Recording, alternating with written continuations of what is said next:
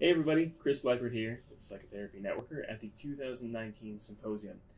Thanks for joining us. I'm here with Dafna Lender. Dafna works at the Therapeutic Institute in Evanston, Illinois. Dafna, thank you so much for being with us. It's my pleasure. Well, so I want to ask you, so we hear a lot about doing play and therapy with kids. It's one way of breaking the ice, but it actually works very well with adults too. Can you tell us a little bit about how you incorporate play with adults, what this looks like? I understand that you're going to show us some techniques as well. Yeah. So my work starts with, my origin has always been working with kids and parents, and that's a great way to connect them. Mm-hmm. And what I found out was that when I was demonstrating the activities to the parents, which is what we do before starting therapy, they got so much out of it that we incorporated into the therapy so that they would have their own play session and be able to really tap into like their play roots and what it means for them to be in the moment. So that was a really kind of key awareness that this was really working for parents, as well as when I did the work in parent workshops, mm-hmm. the parents were doing it with each other. Mm-hmm. And all of a sudden you saw this opening up. The parents were connecting in ways that they were like finding each other again and looking at each other as either their playful side or their tender side or just their younger side, which you can empathize a lot more with, the younger person inside your spouse if you're angry with them. Sure. And it really opened up this idea of this is really powerful for working with adults. Mm-hmm. And the other thing is therapy has to be pleasurable. In some way, there's got to be something fun or pleasurable that's happening in therapy. Otherwise, people really burn out on therapy. Yeah. So you can bring in all sorts of difficulties and you can work with it and make the person feel a lot more positive and more energized, but how are you going to actually mobilize the person, or how are you going to get their body moving? Yeah. Or how are you going to transmit all of these things that we're talking about in the polyvagal theory with the social engagement system?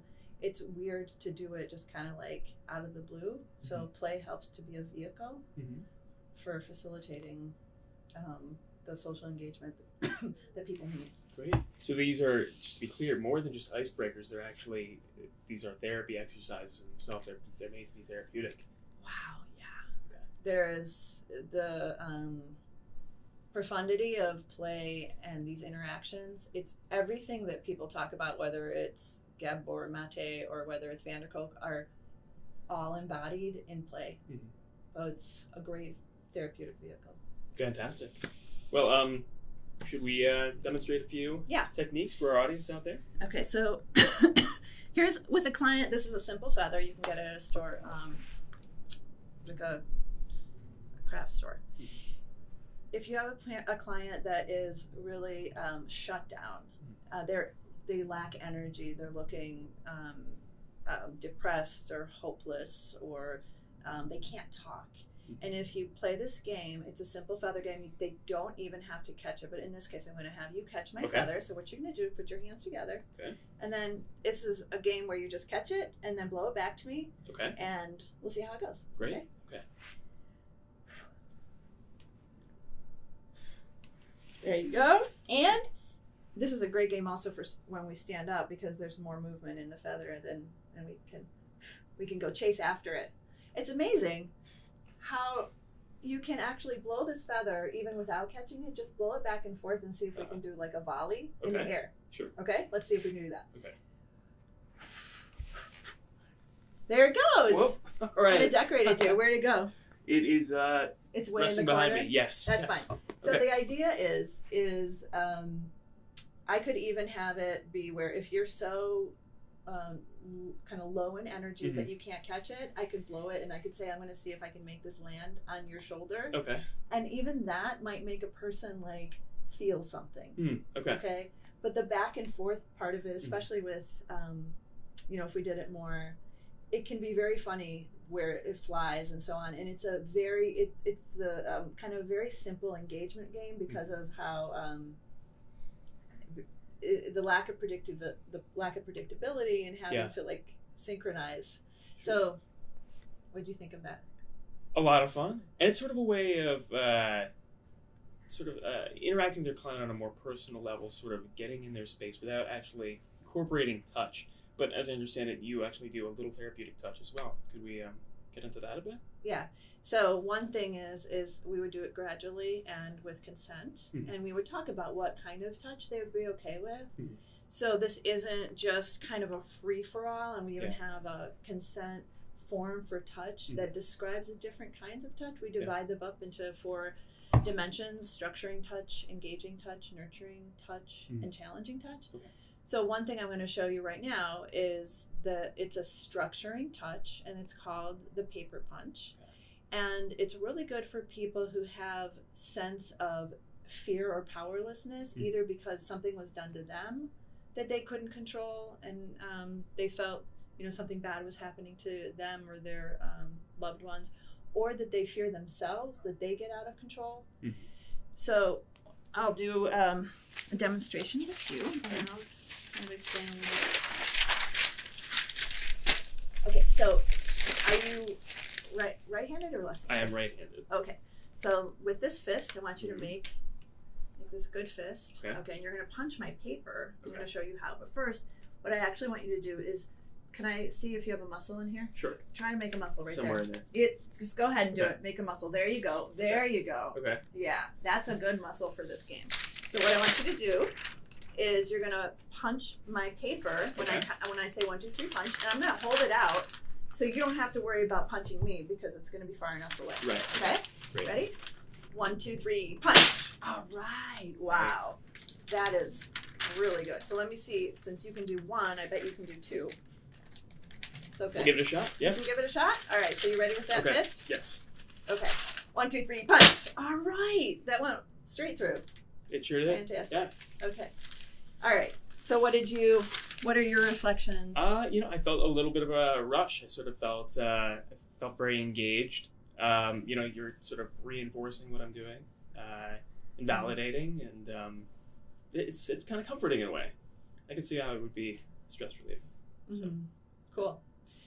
So the part of it that is relational is the part of you can do something that's forceful and it has an impact. Yeah. And it's really relational because I said you're not going to hurt me. I'm going to hold that. I can protect myself. I can protect you, and you can have an impact. And the biggest thing that we're getting out of this also is when I look in your eyes, we look at each other, we have that moment of being like, wow. Yeah. That is the part that people walk away with and be like, wow, I remember. Yeah, sure. I remember that moment. Right. Fantastic. Yeah. Okay, and then a demonstration of a nurturing touch is for people that need to feel the kind of caregiving that they missed out on, maybe from early attachment wounds. Okay.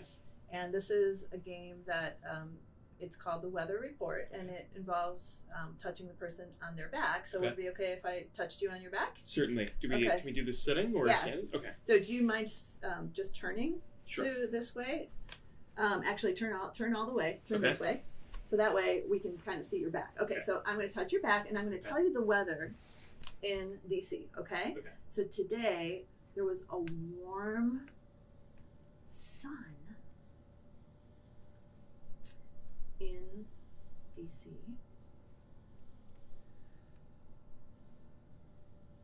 And there were rays of sunlight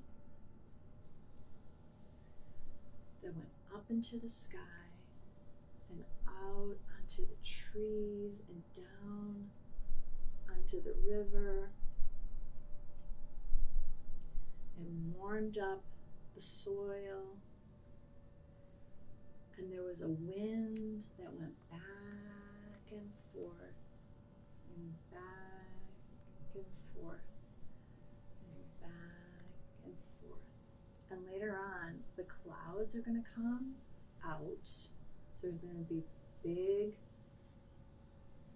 puffy clouds. And then the clouds are going to part. And the sun is going to set down over the horizon. And behind it is going to be a moon that comes up over the horizon, and it's going to be a round, bright moon. And that is the weather for DC. Wow. Okay. Okay. I felt really relaxed. Mm-hmm. So that accomplishes What exactly? What? Okay, How so would you describe its effect? the one of the major things is that it's a way to provide touch where you're telling a story. And because of the story, part of the brain is focused on that, so it disengages from that strange feeling that somebody is massaging your back, essentially. Right. And because otherwise, if they're just touching you, you could think, what's the purpose of this? And get really distracted and get anxious. The storytelling voice has a hypnotic effect. And that's why it's meant to be that where you're, you're not, I'm not asking you questions or trying to ask you what you know the weather, if that's accurate or anything like that, because I want you to completely go offline. Prefrontal cortex, bye-bye, go to sleep. And the idea of the melodic voice combined with the touch, and it's proprioceptive input, what we call, which is firm touch with your whole palm and your fingers, and it's supposed to be firm, gentle but firm, and I hope that you felt that. Yeah, certainly. Okay. So that there was continuity in the touch, and and the whole effect is to calm the nervous system. Yeah. And for people who have the hyperarousal from the fear and the different things, it's hard to always just rely on like self-soothing and self-regulation. So if somebody can do it for you, with you, that's co-regulation. That's exactly what we're talking about when we're talking about attachment, when we're talking about the polyvagal theory. It has to be done with somebody. So getting massage is great. Getting a massage from somebody who cares about you and is doing it with intention amplifies the effect. So you could do that, and we do that in therapy if we have a gender issue or some sort of discomfort and the person has a partner. We will do it with the partner and have like almost like a train, like me, the wife, the husband, in a line, and I can do it to her and she can do it with him, and it's obviously has the same effect. Fantastic. Well, Dafna, thank you so much for joining us. It's been My very pleasure. enlightening and a lot of fun. Great. For all of you out there, please check back in this evening. We are doing another Facebook Live interview at 5 p.m. Till then, signing off.